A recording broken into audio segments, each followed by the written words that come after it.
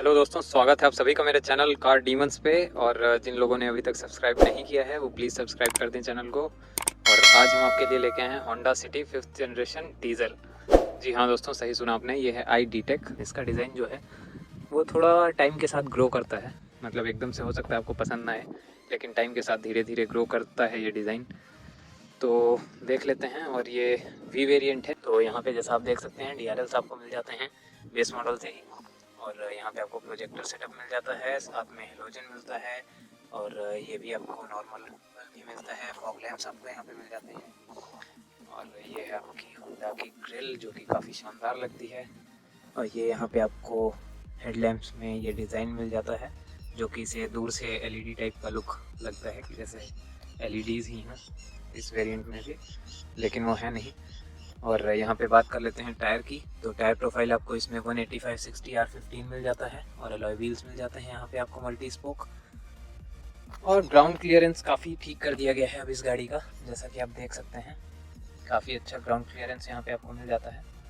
पहले से इम्प्रूव किया गया है, पहले सस्पेंशन भी इसके थोड़े ट्यून किए गए हैं ताकि ये मतलब जैसे पहले थोड़ा बहुत भी कुछ होता था तो अड़ जाती थी गाड़ी नीचे से, या आप फुली लोडेड चल रहे हो सामान के साथ या 4-5 पैसेंजर्स के साथ तो ब्रेकर्स पे टच करती थी। तो अब चलते हैं साइड प्रोफाइल की तरफ। तो कुछ इस तरह का है साइड प्रोफाइल। ये रहा फ्यूल लिड और यहाँ पे आपको LED टेल लैंप्स मिल जाते हैं जो कि बहुत ही शानदार लुक देते हैं इस गाड़ी को रात में। जी हाँ, ये रात में और भी ज़्यादा प्यारे लगते हैं क्योंकि यहाँ पे टिप डिज़ाइन दिया गया है, टिप LEDs। और यहाँ पे पूरी फ्लोइंग डिज़ाइन है जो कि काफ़ी सिमिलर है BMW से। और बाकी यहाँ पे टर्न इंडिकेटर्स और बैक लाइट आपको नॉर्मल ही बल्ब मिलता है। यहाँ पे रिफ्लेक्टर दिया गया है। ये पार्किंग सेंसर्स, 4 पार्किंग सेंसर्स मिल जाते हैं। ये रहा इसका रियर कैमरा, ये होंडा का लोगो और रियर डिफॉगर भी यहाँ पे आपको मिल जाता है। और ये रही स्ट्रेट अवे ID.Tech बैजिंग जो कि बहुत कम देखने को मिलती है। और ये रहा इसका वेरिएंट। तो चलते हैं दूसरी तरफ। तो यहाँ पे दोस्तों आपको पैसिव एंट्री मिल जाती है और साथ में आपको कीलेस एंट्री भी मिल जाती है। तो काफ़ी जुगाड़ दिए गए हैं। तो ये यहाँ पे जो रेन वाइजर्स हैं ये बाद में इंस्टॉल करवाए गए हैं, ये साथ में नहीं आते गाड़ी के। और ये हैं इसके electrically adjustable and retractable ORVMs जो कि काफ़ी बड़ा सा साइज़ है इसका। और यहाँ पे आपको LEDs मिल जाती हैं टर्न इंडिकेटर्स पे। तो काफ़ी शानदार है। और कुछ लोगों को वरना का डिज़ाइन ज़्यादा पसंद आता है, पर अपनी अपनी चॉइस है। वरना का डिज़ाइन थोड़ा सा मतलब कि मैं आफ्टर मार्केट लेके उसमें बड़े टायर्स डलवाऊँ या ऐसा कुछ करवाऊँ, वो सब मुझे करवाना नहीं था। तो ठीक है, अपने को यही गाड़ी चलेगी। तो अब चलते हैं, खोलते हैं इंजन पे और देखते हैं कैसी है इसकी आवाज़। तो दोस्तों कुछ इस तरह का है इसका इंजन पे। और आप देख सकते हैं कि कोई बहुत ज़्यादा इसमें वाइब्रेशंस वगैरह नहीं है और आवाज़ को भी थोड़ा कम किया गया है। और यहाँ पे आपको इंसुलेशन भी मिल जाता है। बाकी इंजन की पैकिंग काफ़ी अच्छी की गई है। यहाँ पे थोड़ा सा खाली एरिया मिलता है। ये रहा बैटरी का बैकअप, बैटरी का कवर भी दिया गया है साथ में। ये फ्यूज़ बॉक्स, एयर फिल्टर और ये रहा इसका टर्बो। तो काफ़ी स्मार्ट है इंजन, होंडा अर्थ ड्रीम्स टेक्नोलॉजी ID.Tech। और इस इंजन की आवाज़ के पीछे एक कारण है दोस्तों, क्योंकि ये देखिए आप पूरा एल्यूमिनियम ब्लॉक है।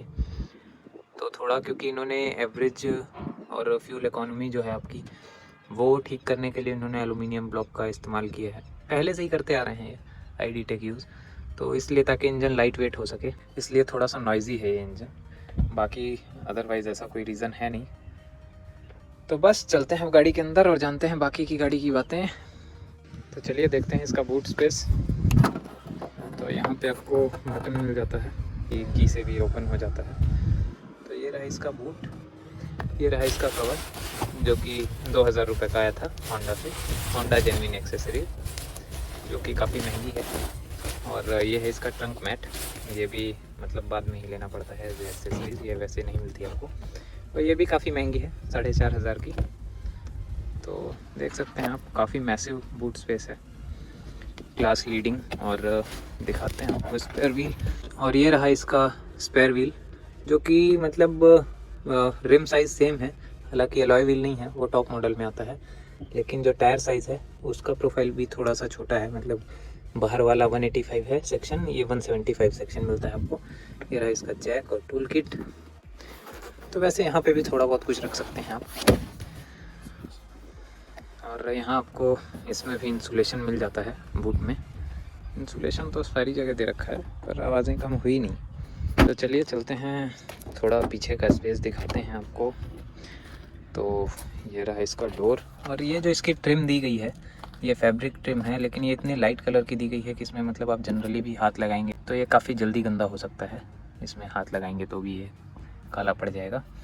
और ये इसमें प्रोटेक्टर बाद में लगवाया गया है आफ्टर मार्केट। तो कुछ इस तरह का मिल जाता है यहाँ पे आपको स्पेस। और ये जो हेडरेस्ट हैं ये आपको एडजस्टेबल नहीं मिलेंगे, लेकिन तीनों सीट्स में आपको हेडरेस्ट मिल जाता है। तो ये रही इसकी स्पेस। आगे की सीट मेरी हाइट के हिसाब से एडजस्ट है, और फिर भी देखिए कितना स्पेस मिल रहा है, पैर भी आप आगे तक फैला सकते हैं। और ये देखिए हेडरूम भी आपको काफ़ी मिल जाता है। तो भाई पीछे का तो कोई जवाब ही नहीं है इस गाड़ी का। यहाँ पे आपको 3 पॉइंट सीट बेल्ट्स भी मिल जाती हैं, चाइल्ड आइसोफिक्स भी मिल जाती हैं, और ये आपको रियर एसी वेंट्स भी मिल जाते हैं। यहाँ पे पावर आउटलेट्स भी मिल जाते हैं आपको 12 वोल्ट के, लेकिन यूएसबी पोर्ट यहाँ नहीं मिलता। और ये जो इसमें आप सीट कवर्स देख रहे हैं ये 11,500 के हैं। होंडा जेन्युइन एक्सेसरीज़ है ये भी। इसमें आपको फ़ोन होल्डर मिल जाता है जो कि काफ़ी अच्छा है। यहाँ पे आपको मैगज़ीन होल्डर, और मेन बात ये है कि इन सीट कवर्स को लेने का असल मकसद जो है वो ये है, जो कि साइड एयर बैग है, क्योंकि इसमें बेस मॉडल से ही 4 एयर बैग आते हैं और वो 2 एयर बैग जो हैं वो सीट्स पे प्लेस हैं। तो आप मतलब आफ्टर मार्केट सीट कवर्स जो डलवाते हैं उनमें दिक्कत हो सकती है कि डिप्लॉय ना हो, तो ये आपको होंडा जेन्युइन एक्सेसरीज से ही डलवाएं अपने सीट कवर्स। तो बस चलते हैं अब आगे और बताते हैं आपको बाकी के फीचर्स।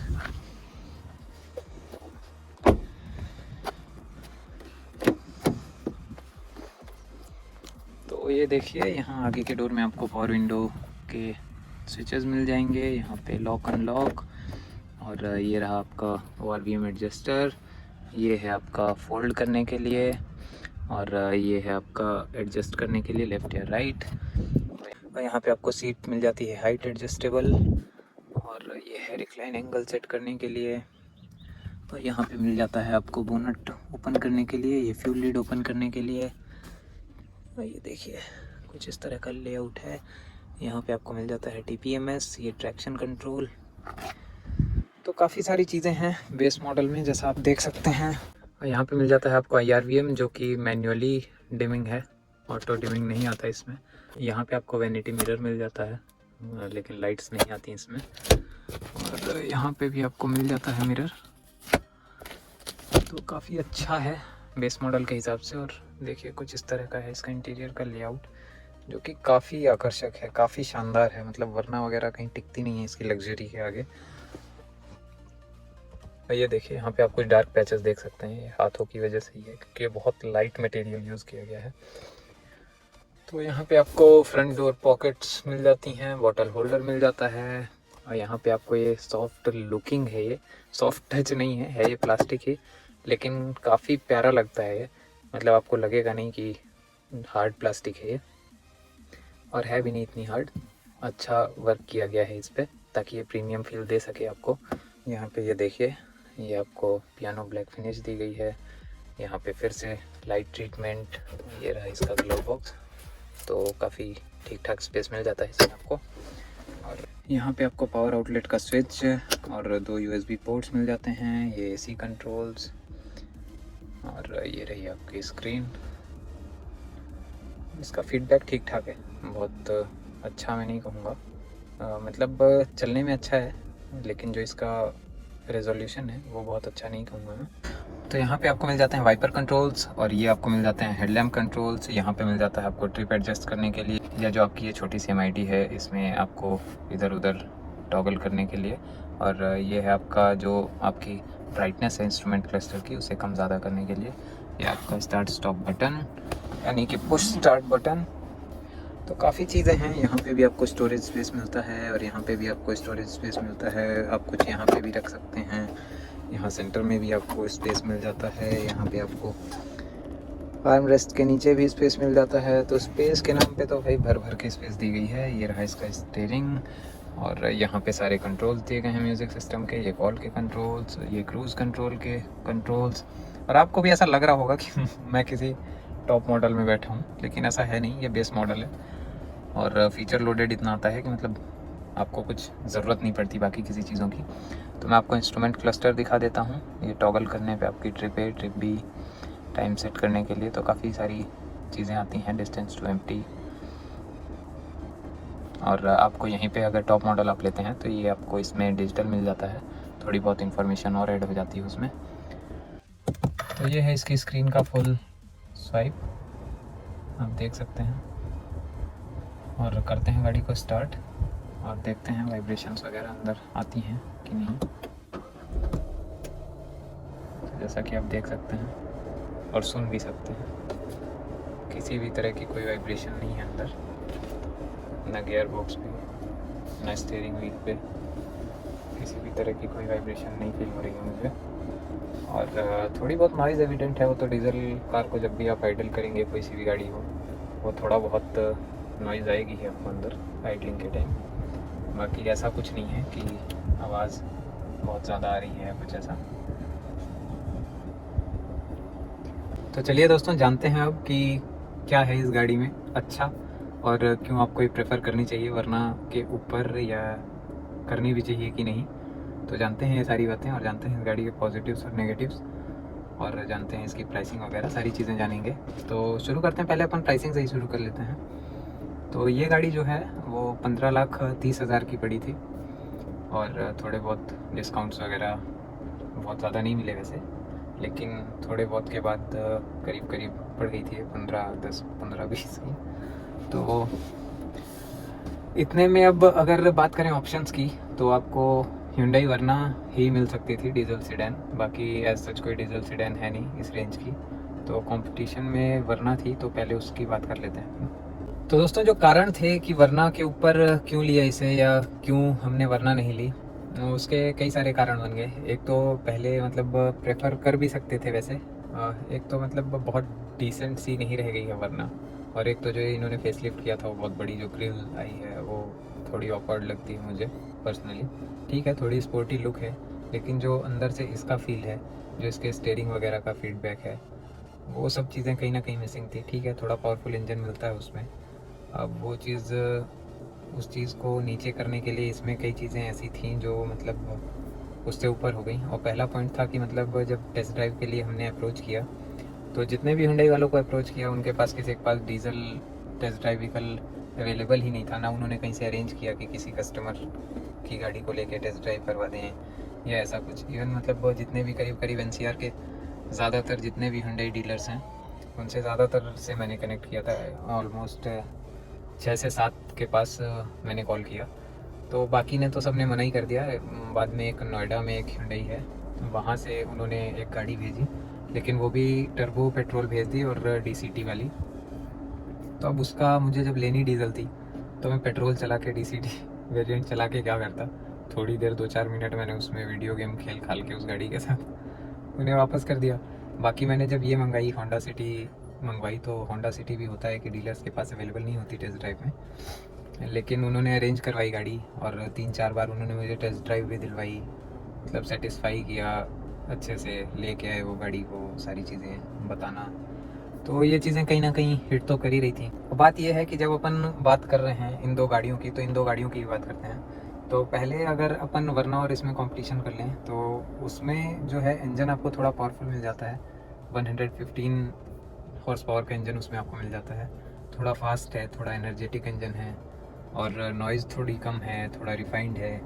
तो ये चीज़ तो उसमें आपको प्लस मिल जाती है, नो डाउट। लेकिन उसके बाद जो इसका गेम है वो आता है लग्जरी का गेम, और जो इसमें सीटिंग कंफर्ट है, आगे हो पीछे की सीट्स हों, मतलब अल्ट्रा लग्जूरियस फील कराती हैं आपको। और अंदर से जो अब इन्होंने 5th जनरेशन का जो इंटीरियर वगैरह है, तो ये सब काफ़ी क्लासी इन्होंने बना दिया है, इतना प्रीमियम लगता है ये आपका इंटीरियर का लेआउट वगैरह काफ़ी शानदार कर दिया गया है। इंजन भी अब इनका उतना अनरिफाइंड नहीं है, मतलब काफ़ी इंसुलेशन किए गए हैं BS6 आने के बाद, तो कहीं ना कहीं साइलेंट हुआ है इंजन और परफॉर्म भी ठीक कर रहा है। और माइलेज इसकी कहीं ना कहीं बहुत ज़्यादा थी वरना से, डीज़ल में, क्योंकि मैंने वरना सिटी दोनों ही डीज़ल काफ़ी चलाई हुई हैं, तो माइलेज भी कहीं ना कहीं इसका ज़्यादा है। तो अब एक चीज़ बस वो पावर वाली थी उसमें, बाकी सस्पेंशन सेटअप इसका अच्छा है, हैंडलिंग इसकी अच्छी है। खैर चलिए, अब इसकी गाड़ी की बात आ रही है तो अपन इसकी पॉजिटिव नेगेटिव्स की बात करते हैं, वरना को हटाते हैं एक तरफ। तो चलिए फ्रेंड्स, चलते हैं अब ड्राइव पे और जानते हैं इस गाड़ी के पॉजिटिव्स और नेगेटिव्स। तो पहली चीज़ शुरू करते हैं अपन, नेगेटिव से ही शुरू करते हैं। तो पहली चीज़ आ जाती है इसका रिवर्स कैमरा। देख सकते हैं जैसा कि आप कि बहुत ही बेकार रेजोल्यूशन है। वैसे 3 मोड्स इसमें दिए गए हैं, लेकिन ये भी किसी काम के हैं नहीं, क्योंकि और इतनी महंगी गाड़ी होने के बावजूद कोई एडाप्टिव गाइडलाइंस नहीं है, कुछ नहीं है।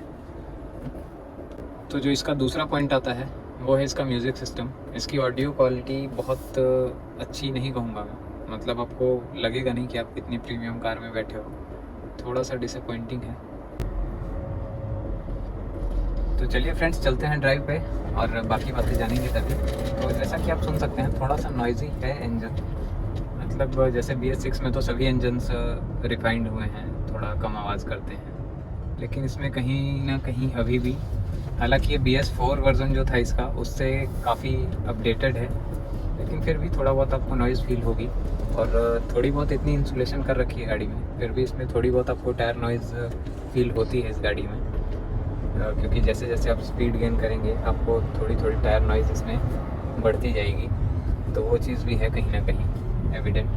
बाकी एज सच कोई नेटपिक टाइप की अगर बात करें नेगेटिव्स की, तो फिर ये जो डोर ट्रिम्स हैं ये सब मतलब आपकी हाथ लगाने से ज़्यादा जल्दी काली पड़ जाती हैं, जैसा कि आप देख भी सकते हैं, तो 10 पैसे लग भी गए हैं इस पर। तो ये चीज़ है कहीं ना कहीं जो कि थोड़ा डिसअपॉइंट करती है। वैसे ये चीज़ ज़्यादा मैटर नहीं करती, ये तो नेट पिकिंग वाली चीज़ें हैं, लेकिन मेन जो मैंने आपको बताया कि एक कैमरा क्वालिटी, ऑडियो क्वालिटी और इंजन नॉइज़, मतलब कहीं ना कहीं सारी चीज़ें नॉइज़ से रिलेटेड हैं। तो ओवरऑल मतलब नॉइज़ एक्सपीरियंस इस गाड़ी का अच्छा नहीं है, चाहे वो ऑडियो क्वालिटी हो या टायर नॉइज़ हो आपकी। और बाकी अब कुछ और नेगेटिव मुझे याद आता है तो मैं बता दूंगा, और चलते हैं पॉजिटिव्स की तरफ, क्योंकि पॉजिटिव्स इसके बहुत सारे हैं, बहुत सारे मतलब बहुत सारे। तो चलते हैं पॉजिटिव्स की तरफ। तो पहला पॉजिटिव जो आता है वो अब इंजन की साइड से ही लेते हैं, वो है माइलेज। तो ये गाड़ी आपको ज़बरदस्त फ्यूल इकोनॉमी देती है, मतलब डीजल है तो ये बताती है कि ठीक है आपने मतलब ठीक है आपने सही चुनाव किया है, मतलब अगर ज़्यादा रनिंग है आपकी तो आप डीजल प्रेफर कर सकते हो आज भी। ये चीज़ें ये गाड़ी बिल्कुल वैलिडेट करती है, क्योंकि इतना शानदार माइलेज है इसका। मतलब आपको ये सिटी ट्रैफिक में भी आपको करीब 22-23 का एवरेज निकालती रहेगी, और हाईवेज़ पे आपको 25-26 के अराउंड का माइलेज देगी अगर आप लाइट फुट चलेंगे। तो लाइट फुट क्या मतलब नॉर्मल भी आप चलोगे तो आपको 24-25 का माइलेज ये निकाल के देगी बहुत प्यार से। तो चलते हैं अपने दूसरे पॉइंट की तरफ। तो जो आपको प्रीमियमनेस ये गाड़ी प्रोवाइड करती है, जैसे कि आप देख सकते हैं सारी क्वालिटी आप इंटीरियर की, मतलब काफ़ी प्रीमियम फील देता है। लेआउट देखिए आप डैशबोर्ड का, मतलब सारी चीज़ें बहुत प्रीमियम अपील देती हैं। उसके बाद आपका पॉजिटिव में ही आपकी रियर सीट्स आ जाती हैं जो कि बहुत ही शानदार हैं। AC आपका बहुत अच्छा काम करता है, आपको रियर सीट कंफर्ट जो मिलता है वो इस गाड़ी से बेटर आपको किसी गाड़ी में नहीं मिलेगा। मतलब इस सेगमेंट की भी बात मैं ना करूँ तो अपर सेगमेंट्स में भी इतना कंफर्ट आपको किसी गाड़ी में नहीं मिलेगा, क्योंकि जो मज़ा इस गाड़ी में बैठने का है वो किसी और गाड़ी में नहीं मिल सकता। बिल्कुल सोफ़ा काइंड ऑफ सीट्स आपको मिलती हैं जो प्रॉपर आपको रेस्ट देती हैं। आप कितना भी लंबा निकल जाइए इस गाड़ी को लेके, आपको मतलब बहुत अच्छा फील होने वाला है। तो ये चीज़ें इस गाड़ी को कहीं ना कहीं स्टैंड आउट करता है। और बाकी पॉजिटिव्स की बात करूँ तो इसके बेस वेरिएंट में जितने फीचर्स हैं, मतलब आपको बाकी गाड़ियों के टॉप मॉडल में भी शायद वो फीचर्स ना मिलें। तो बात करते हैं पहले बेसिक फीचर्स की। जो बेसिक सेफ्टी फीचर्स दिए हैं इस गाड़ी ने वो आउटस्टैंडिंग है। मतलब कहीं ना कहीं आजकल जो नकली कॉम्पैक्ट SUVs हैं उनमें भी मिस हैं वो फीचर्स। जैसे कि आप मैं बात कर लूँ ट्रैक्शन कंट्रोल की, तो ये गाड़ी आपको ट्रैक्शन कंट्रोल देती है। और बाकी तो आपका ABS CVT वगैरह तो स्टैंडर्ड ही है आजकल सभी गाड़ियों में। आपको इसमें सेडान होने के बावजूद भी हिल होल्ड असिस्ट मिलता है, जो कि काफ़ी कारगर है। आपको मतलब हिल्स पे भी दिक्कत नहीं होने वाली इस गाड़ी को लेके। ट्रैक्शन कंट्रोल दे ही रखा है इन्होंने, तो काफ़ी सपोर्टिव चीज़ें हैं, आपको मतलब कहीं ना कहीं हेल्प आउट ही करेंगी अगर कंपनी दे रही है तो। और ये सारे फीचर्स आपको वरना में मतलब टॉप मॉडल में मिलेंगे। तो ये चीज़ कहीं ना कहीं डिफ्रेंशिएट करती हैं इस गाड़ी को। और मतलब बेस मॉडल है, फिर भी आपको क्रूज़ कंट्रोल इसमें मिलता है, एलेक्सा कॉम्पैटिबिलिटी मिलती है 5 साल की, तो जो इसे थोड़ा डिफ़र आउट करती है और मतलब आपको बनाती है कि ये मशीन मतलब वरना के ऊपर प्रेफर क्यों होती है और क्यों आज तक भी ये इस सेडान को कोई रिप्लेस नहीं कर पाया। मतलब बहुत गाड़ियाँ आई, बहुत गाड़ियाँ गई, कुछ बंद हो गई, कुछ चल रही हैं, लेकिन जितनी सेल्स इस गाड़ी की है, मतलब होंडा को इंडिया में रुकने का रीज़न दे रखा है इस गाड़ी ने। तो कहीं ना कहीं कुछ बात तो है। और इसका पेट्रोल की अगर मैं बात करूं तो इसका पेट्रोल आउटस्टैंडिंग है। मतलब देखिए, डीजल तो हो सकता है कि आप वरना एक बार प्रेफर कर लो उसके इंजन की वजह से, सिर्फ उसके इंजन की वजह से, लेकिन मैं ड्यूरेबिलिटी की बात करूं और मैं बात करूं रिलायबिलिटी की, तो वो चीज़ भी आपको कहीं ना कहीं इसी में बढ़िया मिल जाएगी। तो जो इसके सस्पेंशन हैं वो काफ़ी सॉफ्ट हैं, आपको काफ़ी अच्छा फील कराएंगे, बिल्कुल सॉफ्ट सस्पेंशन है आपको मतलब। लेकिन इतने सॉफ्ट होने के बाद भी इसकी जो हाईवे स्टेबिलिटी है वो मार नहीं खाती, वो वरना से बेटर है। इसका जो स्टीयरिंग फीडबैक है वो बहुत बेहतरीन है, मतलब क्लास लीडिंग है इसका स्टीयरिंग फीडबैक जो है वो बहुत प्यारा है। तो सारी चीज़ें अच्छी हैं, तो ऑब्वियस है कि प्रेफरेंस भी हो सकती है ये गाड़ी आपका, अगर आपकी रनिंग ज़्यादा है तो डीजल। और पेट्रोल तो आप जानते ही हैं, पेट्रोल में सिटी से बेटर कोई ऑप्शन नहीं है। अगर आप सेडान प्रेफर करते हैं, सेडान लेना चाहते हैं, तो आपका सबसे अच्छा ऑप्शन बन जाती है होंडा सिटी। और अब जो लोग थोड़ा और बजट को एक्सटेंड कर सकते हैं, और मैं तो उन लोगों को भी कहूँगा जो हैरियर लेना चाहते हैं या आपकी क्रेटा सेल्टॉस कोई भी लेना चाहते हैं, या मतलब हैरियर में उन्हें मतलब अगर उन्हें डीजल नहीं लेनी तो आप अब तो आपका श्योर शॉट बन जाना चाहिए। अगर आप 20-22 लाख खर्च कर रहे हो तो आपका EHEV जो आई है अभी होंडा सिटी की, मतलब आपको हाइब्रिड मिल रहा है, और वो बहुत पावरफुल हाइब्रिड है, मतलब माइल्ड हाइब्रिड, ये सब मतलब 3-5 वाला हाइब्रिड नहीं है वो, कि मतलब आपको बस गिमिक के लिए हाइब्रिड दे दिया जैसे ज़्यादातर कंपनीज देती हैं। वो प्रॉपर सॉलिड हाइब्रिड है और वो आपको बहुत मज़े देने वाली है। आप एक बार मतलब वही है कि आप एक बार उसमें इन्वेस्ट कीजिए और वो आपको 15 साल मज़े ही मज़े देगी, क्योंकि 126 हॉर्स पावर के साथ आती है और मतलब कंबाइंड 2 इलेक्ट्रिक मोटर्स हैं उसमें, एक बैटरी है और आपको 98 PS का उसमें पेट्रोल इंजन मिल जाता है IV टेक। तो काफ़ी प्रॉपर पैकेज है वो, और वो आपको कहीं ना कहीं 26-27 का माइलेज कंपनी क्लेम कर रही है, तो आप निकालने को तो उससे कंपनी क्लेम माइलेज से ज़्यादा भी निकाल सकते हो। तो काफ़ी अच्छा पैकेज है वो, जिन लोगों को मतलब फ्यूल इकोनॉमी, जिन लोगों को मतलब इलेक्ट्रिक, जिन लोगों की प्रेफरेंस बन रही है और इलेक्ट्रिक से घबरा रहे हैं वो लोग कि मतलब उनकी रेंज कम हो सकती है या उन्हें कहीं लंबा जाना है, तो वो लोग बिना हिचके होंडा सिटी EHEV ले सकते हैं। बहुत बेस्ट कार है। तो बात करते हैं अब अपन इस गाड़ी की और इसके इंजन की। तो जो इसमें BS6 में अपडेट किया गया है, आपको सेम इंजन मिलता है, सेम आउटपुट मिलता है, आपको 1.5 इंजन मिलता है, 100 हॉर्स पावर मिलती हैं, और प्रॉपर इसका है पिकअप वगैरह ठीक है, लीनियर है। थोड़ा सा मतलब पहले जो था उसकी मिड रेंज ठीक थी जो BS4 में आता था, इसमें आपको लीनियर परफॉर्मेंस मिलती है थोड़ी सी, लेकिन ये जल्दी आउट ऑफ पावर हो जाती है और टॉप एंड इसका नहीं है बहुत अच्छा, लेकिन ये जहाँ तक परफॉर्म करती है तो वो अच्छा करती है। आप प्रॉपर मतलब इसे शिफ्ट दीजिए, आपको मतलब ये कहीं भी निराश नहीं करेगी। और मतलब ठीक है, अगर आपको इससे फ़न करना है, बहुत फ़न तो नहीं करवाएगी ये, लेकिन आपको कभी डिसअपॉइंट नहीं करेगी, बशर्ते आप इसे गियर्स टाइम टू टाइम देते रहिए, डाउन शिफ्ट, अप शिफ्ट, मतलब आप प्रॉपर शिफ्ट दीजिए इसे, ये गाड़ी कहीं मार नहीं खाने वाली है। और बाकी बेसिक सेफ्टी फीचर्स तो इसमें सारे हैं ही, तो जो कि एक अच्छा पैकेज बना देते हैं इस गाड़ी को। तो काफ़ी अच्छी चीज़ है, लेने लायक चीज़ है और डिज़र्व करती है ये बिकना। तो जिन लोगों की मतलब नीड है एक सेडान की और रनिंग ज़्यादा है, तो वो अभी भी पेट्रोल छोड़ के डीजल ले सकते हैं, जैसे कि हमने लिए।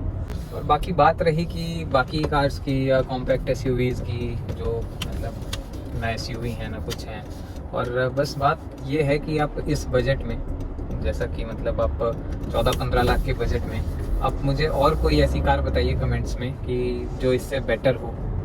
मतलब रैदर देन, एक तो मुझे ये लॉजिक समझ में नहीं आता लोगों का कि अब जब दुनिया कॉम्पैक्ट SUVs की तरफ जा रही है, अब जबकि टाइम हो चुका है कि मतलब वो वाला टाइम चल रहा है कि रोड सब जगह बहुत लेविश बन चुके हैं, बड़े बड़े हाईवेज बन रहे हैं, अब लोग कॉम्पैक्ट SUVs पे जा रहे हैं, SUVs पे जा रहे हैं। और जब सड़कें नहीं थी कहीं, तब लोगों का प्रेफरेंस सेडान थी, हैचबैक्स थी, मतलब पता नहीं लोगों का दिमाग कहाँ कहाँ जा रहा है या क्या हो रहा है। भाई अब आप सीडैन ले सकते हैं, पहाड़ों पे भी अच्छी रोड्स हैं, सब जगह आपको कहीं ख़राब रास्ते नहीं मिल रहे हैं, थ्रू आउट हाईवेज बन रहे हैं, कनेक्टिविटी अच्छी हो रही है, तो काफ़ी आराम से आप लोग सीडैन कंसिडर कर सकते हैं। जिन्हें सीडैन पसंद है वो अपना मन मार के कॉम्पैक्ट एसयूवी मत लें, आप हैचबैक लें, आपको जो लेना है आप वो लें अपनी यूज़ के हिसाब से। लेकिन ये सोच के सीडैन को रिजेक्ट मत कीजिए कि ग्राउंड क्लियरेंस की कमी है, ये है वो है, क्योंकि अब रोड सब जगह के अच्छे हो चुके हैं।